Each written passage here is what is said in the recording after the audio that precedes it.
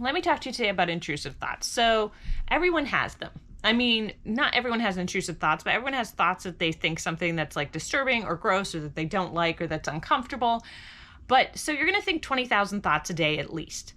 But there's always going to be a thought that enters your head that is so diametrically opposed to the person you are at your core that you're like, why did I think that? So if you're a teacher, you're afraid you're going to hurt your students. If you're a mom, you're afraid you're going to hurt or abuse your children. I mean, it can be anything from, oh my gosh, you just thought something that was so, that you read about something and you were like, oh, you remember it. Or you think about, you know, some inappropriate body part thoughts of like someone you're related to, whatever it is, it's gross, it's disgusting, it makes you feel so sick. And so your mind's like, whoa, why'd I think that? And then like, it's hard to get it out of your head. You're like, whoa. Sometimes it is for some people, right? You'll go through phases, at least I have, where sometimes I have more intrusive thoughts than others. I haven't had some in a really, really long time. But what I started doing when I did have them, and I still do to this day when one comes along, it's one of those things where it's like, stop thinking about a pink elephant. Well, you're thinking about the pink elephant, right? So let's play a game.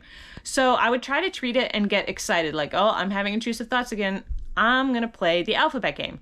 The alphabet game is a pretty simple game. It's basically, you take the alphabet, that's right, I know, the alphabet for the alphabet game, and you're going to choose a topic. So it can be, for example, one of the easiest topics for me is fruit. So it's got to be a topic you know well, but not too well that you do it too easily where your mind isn't forced to direct your thoughts to that thing. So let's go. A is for apples, B is for banana, C is for cantaloupe, D is for dragon fruit, E is for, I don't know what a fruit is for E.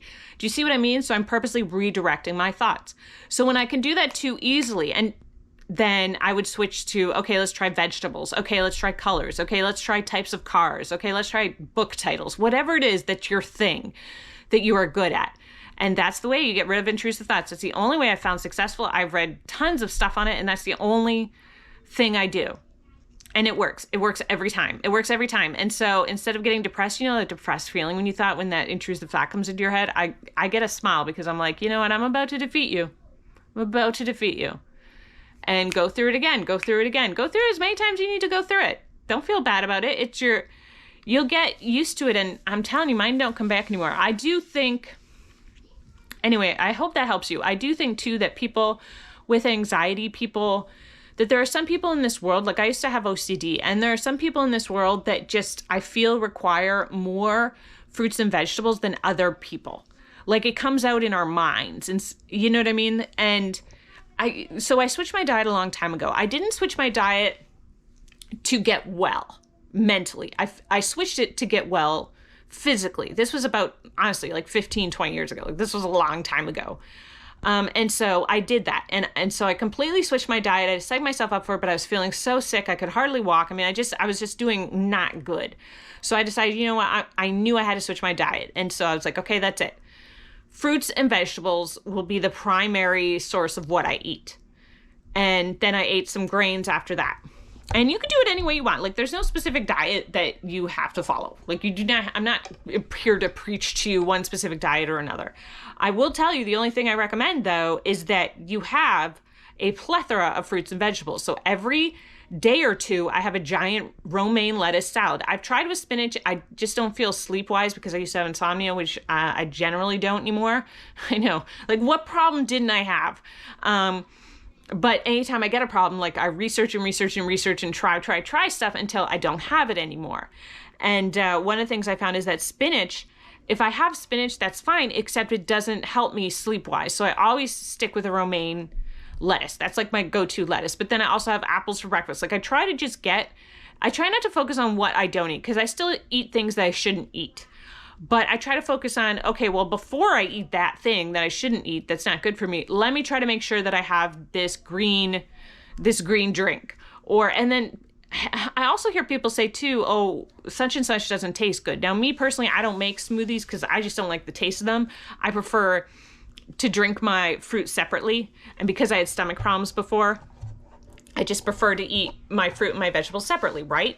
But I've heard people say, oh, I don't want to drink that green drink, that spirulina, that whatever, because I also have spirulina sometimes, but I just drink it separately, a little bit, a teaspoon in it, shake it up and drink it down. People say, oh, that doesn't taste good. And in my head, I'm like, you're not a baby, drink it anyway. Like, I get it, it sucks, but it's one of those things in life where, oh, well, you know, it sucks and you have to do it anyway. That's like a lot of things in life. Like one thing too is depression. They say the number one way to get rid of depression, they've done studies on it, is so there's things that you like to do and things that you don't like to do. So things that will make you feel better in the moment are watching TV, eating food you don't like. I mean, you do like that's not good for you. Playing video games is a big one. So stuff like that will make you feel good in the moment. Maybe reading books. Like for me, it's reading. So it'll make you feel good enough in the moment. But after you're done that activity, you feel kind of worse. Like, oh, that's all I did today, or that's what I laid around doing, or I can't believe I did that. Whereas if you do things you don't want to do, that you're going to hate doing, that you're not going to want to start doing, like taking a shower, like cleaning your kitchen, like making yourself dinner, going for a walk. If you do those things that you don't want to do, after you're done them, and you don't have to do them all day long, just a few a day, you're going to feel a marked improvement of your mood at the end of it. It doesn't last, but it's enough that if you do a lot of things you don't want to do, and make no mistake, you don't want to do them. Like when you're doing it, you're like annoyed, like, oh, I have to get off the couch. And the funny thing is I heard someone say about Mel Robbins, is she said, it's like when you lay in bed and the alarm goes off and you're like, oh, I have to get up. Well, and you're like, no, just 5 more minutes. Okay, the thing is what she says is like in 5 minutes, you're not going to want to get up then either. Like you're still not going to want to get up. But yes, you might as well get up now, because at both points, you're still not going to want to get out of bed any more than you do in this 5 minutes now. So you might as well just do it. So I kind of think about that when it comes to tasks that I'm going to do that I don't really want to do. Anyway, I know normally I just make shorts, but I thought this video, I don't know, we'll see how it does on the channel. I have another channel that is bigger than this one, but it's about a completely different topic. So I just thought I would try a long form video to see if it does well at all. I don't expect it to, but hey, maybe. We'll see. Okay, if there's any topics or anything you want me to talk about or anything that concerns you or worries you, you can leave it in the comments and I can probably do a video on it. Okay, take care. Bye-bye.